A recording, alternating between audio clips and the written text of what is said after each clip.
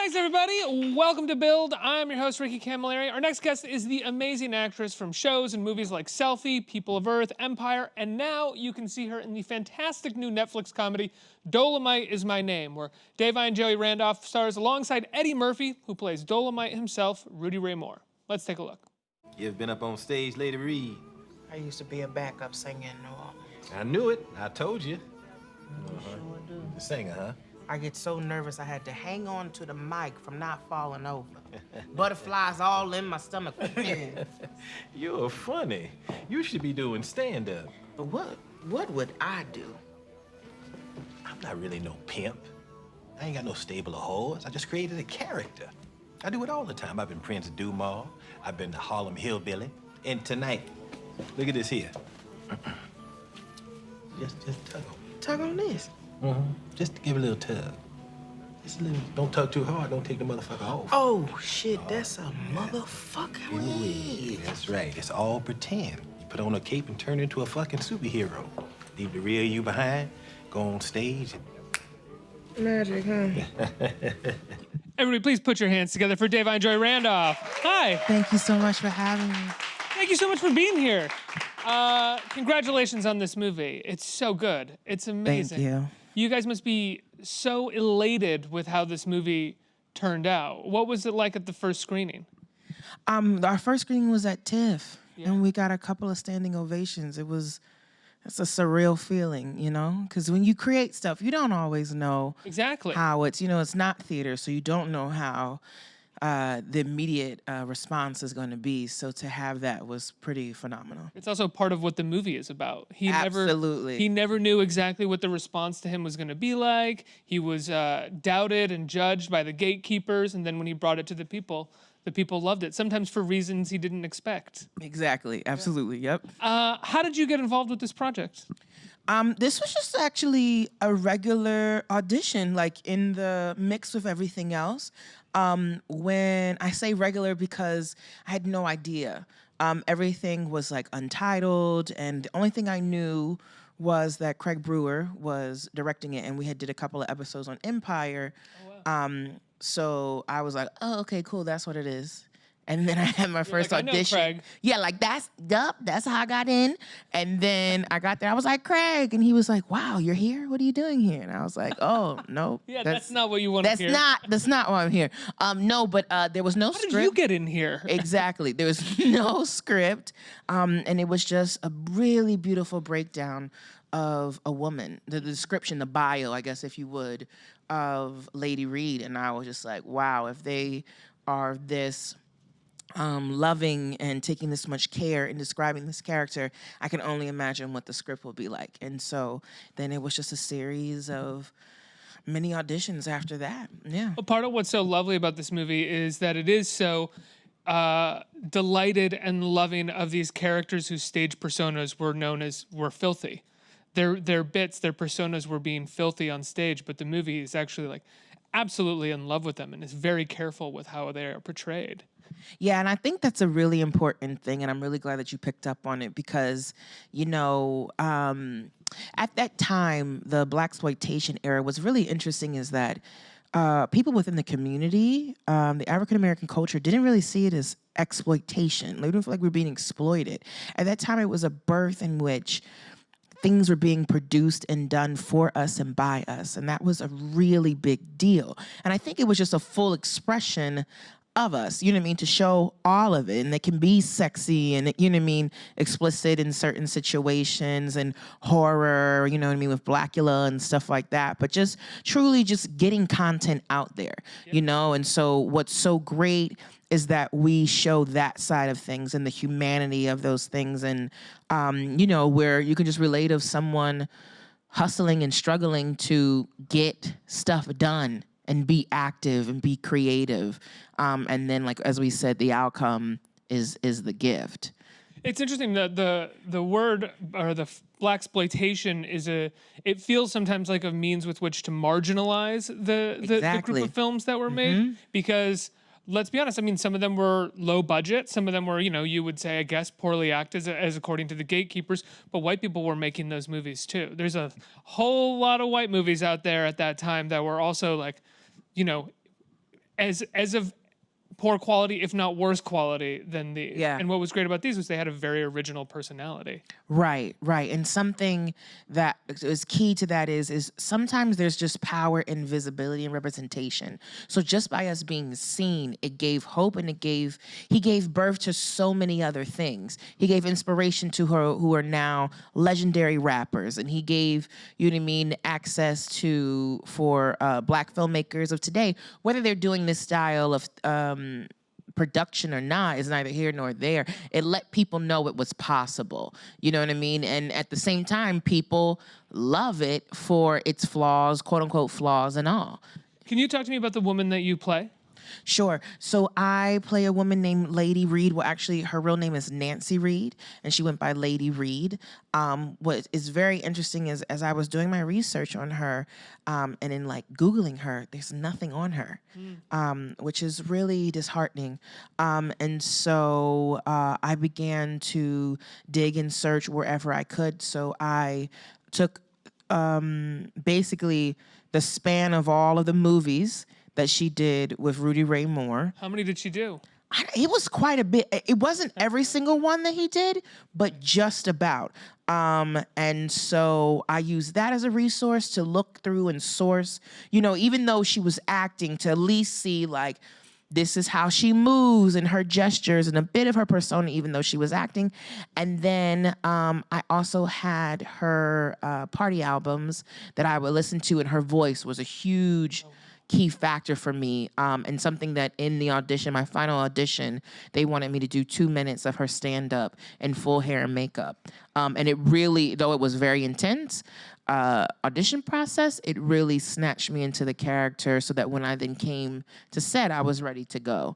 But do you know how many other people had to do that for the audition as well? I don't know how many people. That was my last audition, yeah. So I imagine only 1 or 2, if that was that. But that would just be such a hard thing to do, and then not.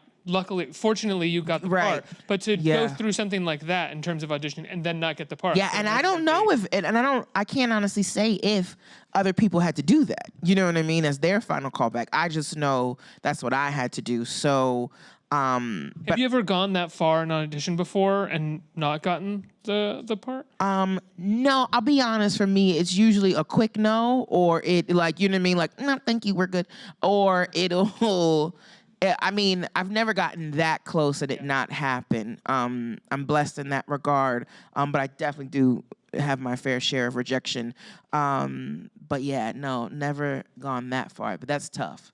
You have I don't want to spoil anything, but you have a wonderful scene where you basically tell Eddie Murphy as Rudy Ray Moore what you just kind of told us about representation and about how much it matters and what it was like for this woman to see herself on screen because she'd never seen anybody that looks like her on screen. Can you talk about getting that scene? I mean, you go through these auditions, you haven't seen any of these scenes, and then I imagine either you got the script when you started shooting or you got sides on the day and you had to do that scene. Right. Well, I always had those sides in my audition. I did not know that Eddie Murphy was going to be in it until my last callback. So that when I saw those sides, I was kind of like, oh, they're giving this actor a gift. This is a really unique opportunity, and I kind of already knew like this is special. You know what I mean? So for Eddie.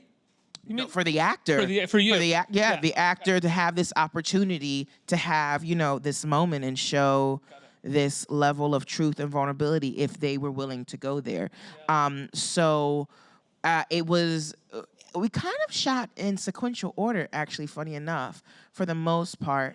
And so it was definitely something that we filmed towards the end of our shoot. And it was just, you know, it's a gift on many levels. It gives me an opportunity through the work to come from a truthful place and to thank him, you know, for this opportunity. And also it just touches on a really poignant matter that still is a thing today. Like, I never kind of understood why television and the big screen, so to speak, it hasn't caught up to 2019. Do you know what I mean? Or whatever the current day is. It's almost as if I don't know, we're in the 70s or 80s, like we're like a couple decades back, and it's just kind of like, but that's not what the world looks around us. And if television is supposed to be telling our vision, then tell it right. You know what I mean? And so I'm on a quest to do that and to illuminate, you know, the reality of the human experience, as well as with these stories, why they're so important is that there are so many unsung heroes and pioneers within many different cultures, especially cultures of minority groups, that is just not even discussed. You know what I mean? Like if you're not even getting it in your history class, where, you know what I mean? And it's like they're then rendered invisible, or like it never ever happened. And that's so unfortunate.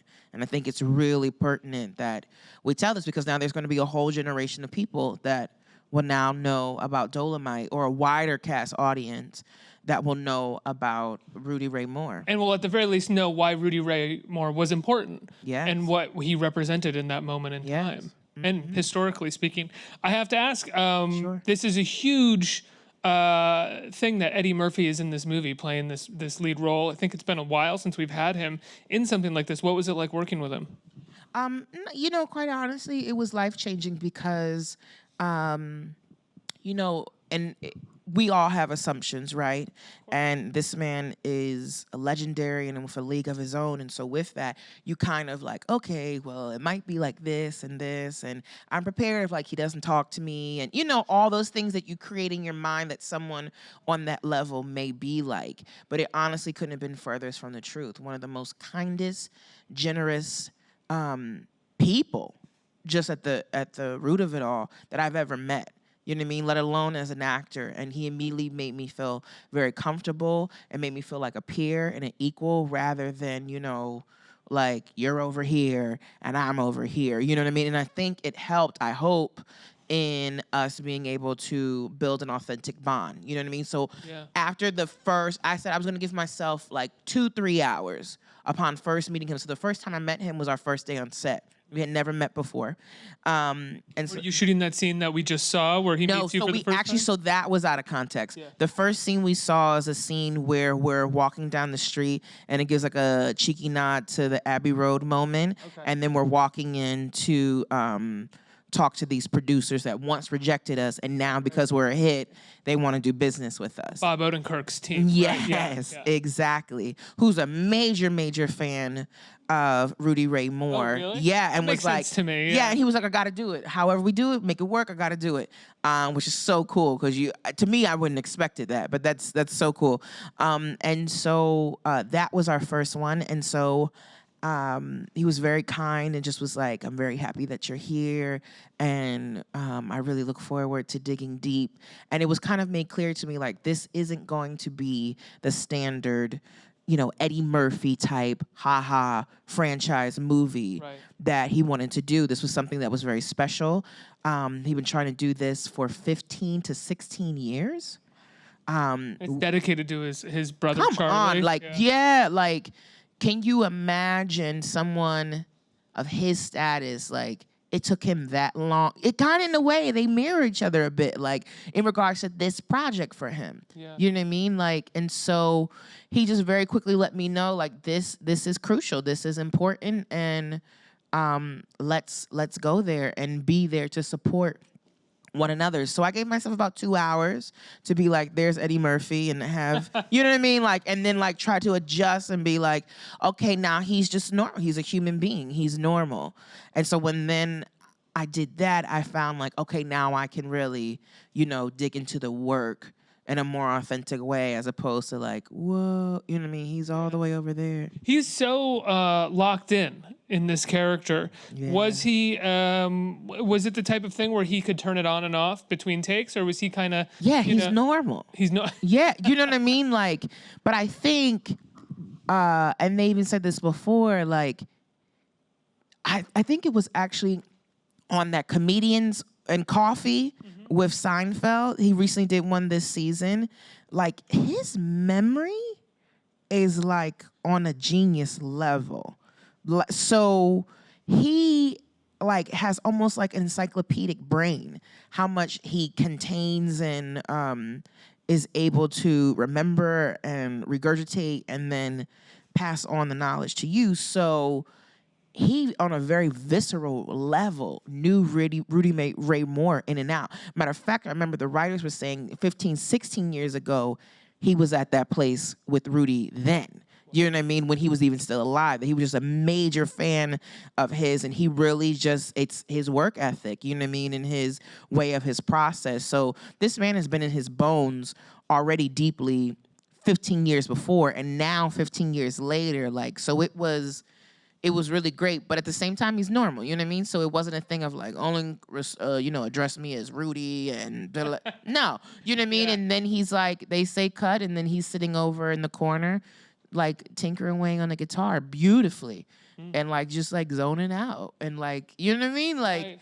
it was so cool that it was like, that is Eddie Murphy. That's the real Eddie Murphy. You know what I mean? Like this super gentle and kind and quiet man who's like soft spoken and like crazy hilarious, but doesn't even, I mean, he knows it obviously, but you know what I mean? Like he's being him. And it's like I don't know, I think sometimes people would assume, right, it's just this larger than life character, but I think sometimes in order to give those characters, you have to have downtime and space for yourself. Well, if you don't not necessarily announce, but show people that you're not like that all the time, you don't want them to be expecting that from you. So you would hope that eventually people just expect you to be sitting there playing guitar quietly until it's time for you to actually work. Yeah, and what's nice about it too, and what I think people are going to respond so strongly is you haven't seen this side of him. Spending time with him, I mean, listen, we kind of all know in order to give comedy, there has to be the drama there. It's not kind of the other way around.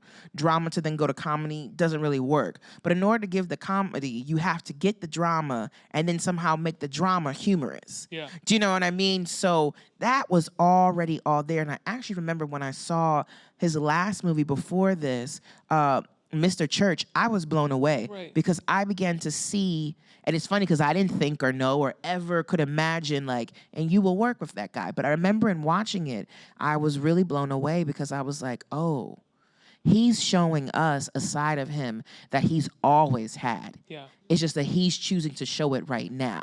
And that is the stillness. That is, you know what I mean, being able to possess, like you said, like he can fully encapsulate this character, but the same way that he can shut down Madison Square Garden. Well, he's pure charisma. Exactly. Do you know what I mean? Like it's the same thing. It just translates and transitions in a different way, whether it's drama or comedy. But the same way, like of the scene that we just saw, when you lock in, like you're exactly right. When you lock in, it's like you're getting sucked into this black hole and you don't know where it's going to go, but you know it's going to be good. So it's like the ultimate trust fall. Do you know what I mean? Of like when both partners in a scene are just like, let's do it. Let's go there, you know? Right. And then what the outcome is far beyond what you could imagine. How did you start acting? As a mistake, I got kicked out of opera school. And so can I ask why you got kicked out? Sure. I was doing an opera and I never wanted to be an actor, but I was like, you know, I feel in order to take this to another level, like I should add some of that acting stuff to it so I can really like know what I'm doing and have it make sense. And so I had worked with a teacher from the acting department, and the music department got upset or whatever, and they were like, you can't be loyal to both, and they flunked me out. And so it was my mom who was like, oh no, you're getting a degree, so go to theater, cross the street, is in the communications umbrella, get your credits, and we'll figure it out from there. So it was a complete fluke and actually from rejection. And that I then began to understand through the guidance of others that I had a gift for it, but I didn't even know because it wasn't something that I ever dreamed or desired to pursue. Once you started doing it, did that dream and that desire start taking over? No, to be really honest with you, I don't like acting at all. I hate it, and it's the worst. No. But I will say, just here. I don't know. I know, right? No, but it is. I do sometimes deal with like imposter syndrome. Of course. You know what I mean? Because my peers around me are like, you know, since I was 2, I knew that I wanted to do, and I didn't have that. You know, my parents weren't stage parents.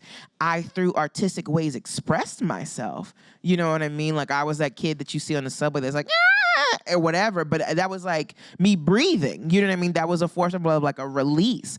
But I never was like, and therefore. You have a lung problem? Why did you make that? No, like I was probably a weird kid, but I was like I would just like do little ditties or whatever. But I never translated being like, and I will be an actor or and I will be a singer. Like, I could have been a lawyer, a chef. I'd probably be tap dancing or singing while I was doing it. But it's almost like it was like a twitch, like an artistic twitch, as opposed to like, this is what I will do. So to come this far, and you know what I mean, to do all these things and accomplish these things is kind of wild, because I just never saw that happening. So with that, I take great pride in what I do, and honor and respect, because I know that there are so many people out there who not only want this, but are equally as talented me, if not more talented than me, and have not had the chance or opportunity yet to be shown in this global light. And so I don't take that lightly, you know what I mean? And I obviously work hard in those sort of things, but it is a trip to be here, and it's like, wow, yeah, I never saw this happening. Imposter syndrome is such a strange effect, I think, when it comes to acting, or even when it comes to doing what I'm doing, because there's no quantifiable way to measure that you're good at something. It's just someone being like, you're good, and you're like, I'm not. Exactly. And so that's what was so weird. That person's better. Yes. And so for, you know, even now, like, I get in a sense of like, where I'm like, oh, okay, so I don't look that bad when I'm in a scene next to him. You know what I mean? Like, oh, I see that I'm holding my own, but like, you're exactly right. In college. If you're a carpenter, you build a house. The house is real. You see it didn't fall down.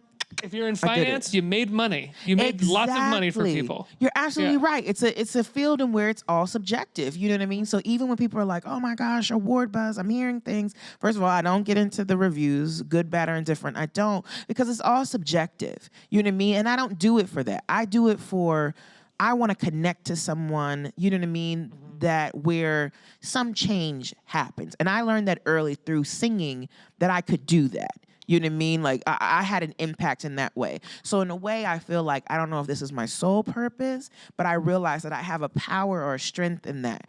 And so for me, it's for the people. It's not for, you know what I mean, all the other accolades. That's cool. That's a form of, I guess, validation in a sense. But I think if you make that your goal, you're on a long, tedious, you know what I mean? You're going to fall. Yeah, absolutely, you're going to fall. And then it's going to feel so tragic because that's what everything's banked upon. But it is a weird thing. You're absolutely right, because all along the way, I've been told by people who should be, you know, who are respected and these sort of things of, oh, you got it. And that I just had it. Do you know what I mean? That it wasn't like, yes, I trained at Yale, but to get to Yale, I supposedly just had it.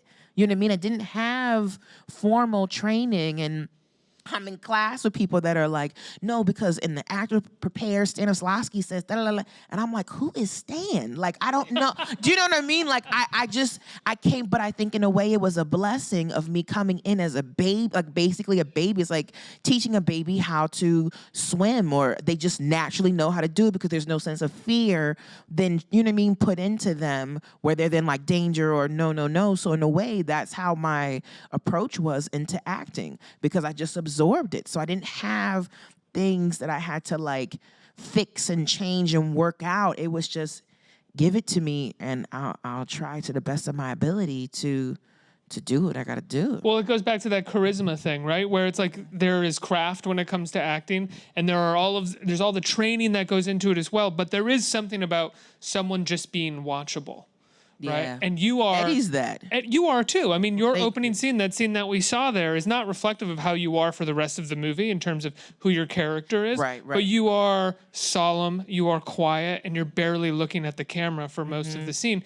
And it is a mystery to us as viewers. We're wondering who this person is, why she feels this way, what's going on with her. And that's because you're watchable, which is something that you probably have some control over, but also have no control over. No control over. And it's such a weird feeling. It is a weird feeling, because that's another thing they tell you, like, either the camera loves you or it doesn't. Yeah. And you're like, so an inanimate object is either going to show me love or not? What? Like, do you know what I mean? Like, you can't control that. And it's just a weird thing of like, I hope it likes me. Yeah. So I just always, when I heard that, I was like, well, forget the camera. I'm just going to keep it right here. So I don't look at takes after, and I don't get involved in that because I think it'll take away from who I need to make the character to be. You know what I mean? Like, I'm not worried about how I look or if I have a triple chin, whatever. You're like, you have to focus on what you actually have control over. If Mary has a triple chin, then Mary has a triple chin. You know what I mean? Like, Davina is something else, but like, you have to do what is necessary for the character. And I find when you go there, then you're often pleasantly surprised to see what people pick up on and all the layers. You know what I mean? When you're not focused on a look or you as the person, you gotta let that go. And that takes practice, but you have to because it is still you being presented up there to the world, but in a sense of you gotta let that go and be of service to the character and telling their story, because that's the interesting part. That's what brings in the layers. And then, of course, you coming and merging and marrying the two with yourself, with the character, is then where, like, you know what I mean, the juicy stuff comes into play. Well, that's also the director's job as well, is if you're if you are presenting the character as best as you can, it's the director's job to go, oh, that's the look right there. Could you try that again? Let's move the camera here. That looks like this. Exactly. Let the director be the eyes. Yeah, I can't do that, because then it's like, what am I, a model? Like, you know what I mean? Like, I can't do that. Then it's, I need to do this and suck in. I can't do that. Yeah. Like, you know, I just have to perform. And I don't think people cast me to do that, you know? And sometimes it's like amongst your friends, right? Like, your friends know you might have a really adorable, like, smirk that you do. You have no idea that you do it, but they enjoy it when they see it. You know what I mean? So it's a thing of like, you never know what someone is. All subjective. People show me photos of me sometimes, and they're like, "You're so photogenic." I'm like, "What are you talking about? Yes. I look like an asshole. Yeah. Like, I don't know, not photogenic at all." But yeah, it's in the eye of the beholder. You know what I mean? So I think the more that you're just authentic, you get the most yeses when you're authentic, because at the end of the day, whether people know it or not, real recognizes real, and that's what is appreciated the most. So I think when you try to manipulate or become something, you may only hit like a 10% of a mass, you know what I mean? Whereas if you come from a place of truth, you might actually hit 90, you know what I mean? And then also you don't care, because again, it's being of service to telling these stories, giving these people life. I think this movie is actually, as a whole, is a great example of that, in the sense that it is as authentic as possible, while at the same time is hitting a very wide audience. It is bringing Rudy Ray Moore to an incredibly wide audience. Yeah. Very enjoyable movie. I mean, on a mass audience level. Thank you. Yeah, and that's then when I think you've won. You know what I mean? Where something that can be seen as very niche can hit the masses. That's where I think, from a writing perspective, from an acting perspective, where you're then really doing your job. I have time for a couple questions from the audience. Who has a right here? Hi. Yeah, how you doing? Miss Devon. That's how you, Miss Devon. Divine. Yeah, Devon. I apologize. No, you're good. You're very beautiful in person. Thank you. And like the research I did, like, you're very a diverse actress. But the question I wanted to ask you, I don't know if it's gonna be a hard question, but Okay. the question I want to ask you is, working around like Mike Epps and Wesley Snipes and all of these legends in a whole, like, how did you find your niche to be you? Right. So that's actually a really good question. And that was something that I was concerned about, right? When they started rattling off the cast members, I was like, oh, you know, because everyone is like legends in their own right. They have their own lane in which they excel. I think what helped was that I was the only woman. So by me being the only woman, I got to just be a woman, you know what I mean? And I was encouraged by these black men to be a strong black woman and just be. So when I felt confident and feeling like the support from them to be like, no, sis, you do you, then I was like, oh, well, here we go. You know what I mean? And so, and everyone straight across the board, you know, because that could have been a totally different experience and something that was so amazing too. And I don't know if Eddie was then like the equalizer on the playing field, but there was no egos. You know what I mean? Like, it was genuinely a familial family experience. You know what I mean? And everyone was just so excited and motivated. Like, if we had days off, we was coming to set. If we would be mad too, like, I feel like I should be called. Like, why am I not? You know, and I've never experienced anything like that where people are just like, I want to be here.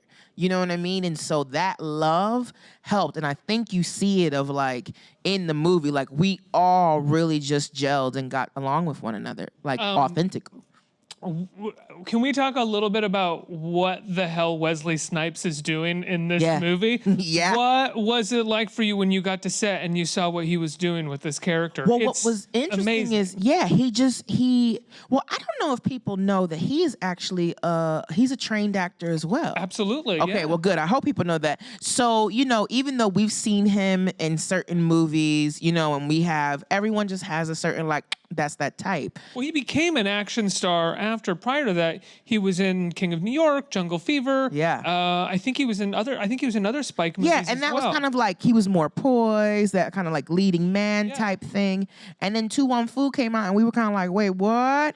But that playfulness, that's Wesley all day long. Yeah. So getting to know him, this character's not that far. I'm not saying that that's him, but like in his playfulness, like he's not super like straight-laced and that sort of thing. But he just went for a really strong choice and committed, and it really worked. And you know, he had said before in previous interviews that as well, it's like, that's his uncle. That's his, you know what I mean? That's people from his community that at that time, that's how like pimps talked, you know what I mean? And how people of that era who want a certain level of status or prestige, they wanted to let you know and as, hey baby, how you doing? You know what I mean? It was that kind of flyness to it. And it was a strong choice that really worked.